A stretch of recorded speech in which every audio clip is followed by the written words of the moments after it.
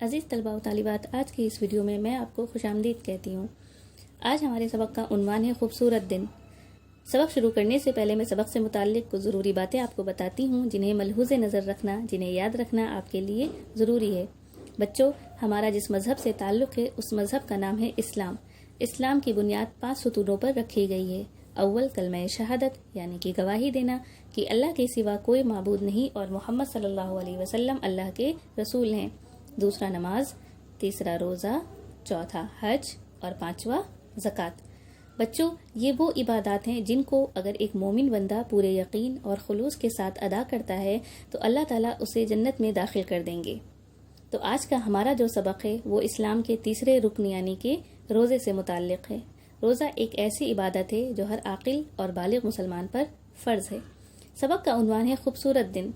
خوبصورت دن اس لیے کیونکہ نبی پاک صلی اللہ علیہ وسلم کا ارشاد ہے کہ رمضان کے مہینے میں جنت کے دروازے کھول دیے جاتے ہیں اور جہنم کے دروازے بند کر دیے جاتے ہیں اور شیاطین یعنی کہ شیطان کو قید کر دیا جاتا ہے۔ تو اس حدیث سے اندازہ لگتا ہے کہ جب شیطان قید ہو جاتا ہے اور جنت کے دروازے عمومی طور پر سبھی کے لیے کھول دیے جاتے ہیں اور جہنم کے دروازے بند ہوتے ہیں تو ظاہر سی بات ہے وہ مہینہ کتنی برکتوں والا ہوگا، اور اس کا اندازہ تو ہم سب رمضان کے مہینے میں کرتے ہیں۔ تو ہمارے آج کے سبق میں ایک بچہ ہے جس کا نام ہے علی۔ علی پہلی دفعہ روزہ رکھنا چاہ رہا ہے اور وہ اپنا دن کن مصروفیات میں گزارتا ہے اور کیسے روزہ مکمل کرتا ہے وہ اس کو بتا رہا ہے۔ تو چلیے سبق شروع کرتے ہیں۔ رمضان کا مہینہ تھا، گھر کے سبھی لوگ روزے سے تھے۔ میں نے اپنے والد سے کہا کہ میں بھی روزہ رکھنا چاہتا ہوں۔ یہ علی کہہ رہا ہے کہ اس نے اپنے ابو سے کہا کہ وہ بھی روزہ رکھنا چاہتا ہے۔ تو والد نے مجھے پیار سے سمجھایا، علی تم ابھی چھوٹے اور کمزور ہو، بھوک پیاس کو برداشت نہیں کر سکتے۔ میری والدہ نے کہا، علی کی امی نے کہا، والدہ مطلب امی، کہ یہ گرمیوں کے دن ہیں، اس میں روزہ بڑا سخت ہوتا ہے، یعنی کہ آپ سب کو پتا ہے کہ جو گرمی کے دنوں ہوتے ہیں ان میں پیاس زیادہ محسوس ہوتی ہے، پیاس کی شدت زیادہ ہوتی ہے۔ اسی لیے اس کی امی نے اور اس کے ابو نے اسے روزہ رکھنے سے منع کیا کہ تم ابھی چھوٹے ہو، تم روزہ مت رکھو، کیونکہ روزہ عاقل اور بالغ پر فرض ہوتا ہے۔ اور علی ابھی بچہ تھا لیکن اسے یہ خواہش ہو رہی تھی کہ گھر کے سبھی لوگوں نے روزہ رکھا ہے تو وہ بھی روزہ رکھے۔ والدین کی ان باتوں کا مجھ پر کوئی اثر نہ ہوا۔ میں نے ضد کی اور کہا کہ محمود جو میرا ہم عمر ہے اس نے روزہ رکھا، اسماعیل جو مجھ سے چھوٹا ہے اس نے بھی روزہ رکھا، یہ سب علی کے دوست ہیں، تو پھر میں کیوں نہ رکھوں؟ میں نے دیکھا کہ جب محمود نے روزہ رکھا تو اس نے نئے کپڑے پہنے، اس کے لیے مزیدار کھانے بنائے گئے۔ اس موقع پر ان کے کئی رشتے دار آئے، محمود کو بڑی عزت دی گئی۔ میں نے سنا ہے کہ جب چھوٹے بچے روزہ رکھتے ہیں تو اس کا ثواب والدین کو بھی ملتا ہے۔ میں چاہتا ہوں کہ میرے ماں باپ کو بھی اجر و ثواب ملے۔ یہ بات سن کر میرے ماں باپ راضی ہو گئے، یعنی جب علی نے بار بار ضد کی اور اصرار کیا تو اس کے والدین نے اسے روزہ رکھنے کی اجازت دے دی۔ اس طریقے سے علی نے روزہ رکھ لیا۔ امی نے میرے دوستوں کو سحری پر بلایا۔ سبھی سحری مطلب جب روزہ رکھتے ہیں تو صبح اٹھ کر سحری کرتے ہیں، کچھ کھاتے ہیں، اسی کو سحری بولتے ہیں۔ سبھی دوستوں اور رشتہ داروں نے رات ہمارے گھر پر گزاری۔ سحری کے لیے ہم رات 4 بجے بیدار ہوئے، یعنی بیدار ہونے کا مطلب ہے نیند سے اٹھ گئے۔ دسترخوان بچھایا گیا، امی نے ہم سب کے لیے لذیذ کھانا پکایا۔ لذیذ مطلب مزیدار کھانا۔ ہم سب نے کھانا سیر ہو کر کھایا، سیر ہو کر مطلب پیٹ بھر کر کھایا۔ امی نے کہا روزہ رکھنے کی نیت کر لو۔ نیت جب روزہ رکھتے ہیں تو اس کے لیے نیت کرنا ضروری ہوتا ہے، بغیر نیت کے روزہ نہیں قبول ہوتا ہے۔ تو سب نے نیت کی، وَبِصَوْمٍ غَدٍ نَوَيْتُ مِنْ شَهْرِ رمضان، یہ روزہ رکھنے کی نیت ہے۔ پھر تھوڑی دیر بعد قرآن پاک پڑھا اور فجر کی نماز کے لیے مسجد چلے گئے۔ دن میں میری امی نے چاہا کہ مجھے کسی کام میں مصروف رکھیں تاکہ مجھے کھانے پینے کا خیال نہ آئے، یعنی علی کی امی نے سوچا کہ علی کو تھوڑا سا کام میں بزی کر دوں گی تو اسے بھوک اور پیاس کا احساس نہیں ہوگا۔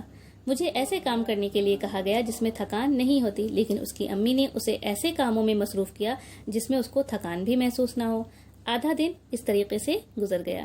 میں نے ظہر کی نماز ادا کی، اپنے دوستوں کے ساتھ مسجد جا کر ادا کی، تھوڑی دیر قرآن کی تلاوت کی۔ دوپہر کے وقت مجھے پیاس محسوس ہوئی تو دیکھا آپ نے کہ علی نے روزہ رکھنے کے بعد لغویات سے اپنے آپ کو محفوظ رکھا اور قرآن کی تلاوت اور نماز میں وقت گزارا۔ عصر کی نماز ادا کر کے جب میں گھر لوٹا تو مجھے کچھ بھوک محسوس ہوئی۔ میں نے قسم قسم کے کھانے، قسم کے یعنی طرح طرح کے کھانے، میوے وغیرہ دیکھے جس کو میری بہن اور والدہ نے بڑی محنت سے تیار کیا تھا۔ میرے ایک دوست نے کہا، علی اس میں کوئی حرج نہیں کہ تم اس سے کچھ کھا لو، کیونکہ اس وقت تمہیں کوئی نہیں دیکھ رہا ہے. میں نے بھی جب روزہ رکھا تھا تو چھپ کر کھا لیا تھا. میں نے کہا یہ علی کہہ رہا ہے کہ اس نے جواب دیا ہاں یہاں مجھے کوئی آدمی نہیں دیکھ سکتا لیکن اللہ تو دیکھ رہا ہے. یہ سن کر میرے دوست نے کہا تم سچ کہتے ہو, روزہ اللہ تعالیٰ کی رضامندی ہی کے لیے ہونا چاہیے. تو بچوں دیکھا آپ نے علی نے کتنا خوبصورت جواب دیا. جب اس کے دوست نے اسے بتایا کہ تم چھپ کر کھا لو کوئی تمہیں نہیں دیکھ رہا ہے, تو علی نے کیا جواب دیا کہ مجھے کوئی نہیں دیکھ رہا لیکن اللہ تو دیکھ رہا ہے. تو کوئی بھی غلط کام کرنے سے پہلے آپ یہ ضرور سوچیں کہ آپ کو اللہ دیکھ رہا ہے. سورج ڈوبنے سے پہلے سب دوست اور رشتہ دار میرے گھر آ گئے. امی نے کچھ افطاری مسجد بھی بھیجی. مجھے یہ وقت گزارنا مشکل لگ رہا تھا. میرے کان مؤذن صاحب کی آواز پر لگے ہوئے تھے. مؤذن یعنی اذان دینے والے. اور میں اس وقت ایک ایک پل گن رہا تھا اور دعا کر رہا تھا, کیونکہ افطار کا وقت جو ہوتا ہے وہ بہت زیادہ دعاؤں کی قبولیت کا وقت ہوتا ہے. اس لیے اس وقت میں بہت زیادہ مغفرت کی دعائیں کرتے رہنا چاہیے. تو علی بھی اس وقت دعا کر رہا تھا. جب افطار کا اعلان کیا گیا تو ہم نے دعا پڑھی, اللہم انی لکا صمتو و بکا آمنتو و علیک توکلتو و علی رزقک افطرتو. یعنی جس طریقے سے روزہ رکھنے کی نیت کی تھی اسی طریقے سے روزہ کھولنے کے لیے بھی دعا پڑھی گئی. اور کھجور سے افطار کیا. کھجور سے افطار کرنا سنت ہوتا ہے, اسی لیے کوشش کرنی چاہیے کہ کھجور سے افطار کریں. اس کے بعد دوسری چیزیں کھائیں. جب میں نے ٹھنڈا پانی پیا, یہ علی اپنی کیفیت بتا رہا ہے کہ جب میں نے ٹھنڈا پانی پیا تو ایسا لگا جیسے میری رگیں بھی گیلی ہو گئی. رگیں یعنی اس کی گلے کی جو خشکی تھی وہ تر ہو گئی ہے. اس دن مجھے کھانا بہت لذیذ لگا. لذیذ یعنی کہ مزیدار لگا. بلا شبہ یہ میری زندگی کا سب سے خوبصورت دن تھا. تو بچوں آپ نے دیکھا کہ جب علی نے روزہ رکھا تو اس نے اپنا پورا وقت عبادات میں صرف کیا اور فضول باتوں سے اجتناب کیا, اور یہی روزہ رکھنے کا مقصد بھی ہوتا ہے. تو بچوں ہم جب بھی روزہ رکھیں تو اس بات کا خیال رکھیں کہ ہمیں فضول اور لغویات سے اجتناب کرنا ہے اور اپنا پورا وقت عبادت میں ہی گزارنا ہے, نماز اور تلاوت میں گزارنا ہے. امید ہے آپ سب کو سبق پسند آیا ہوگا. جزاک اللہ اسٹوڈینٹس.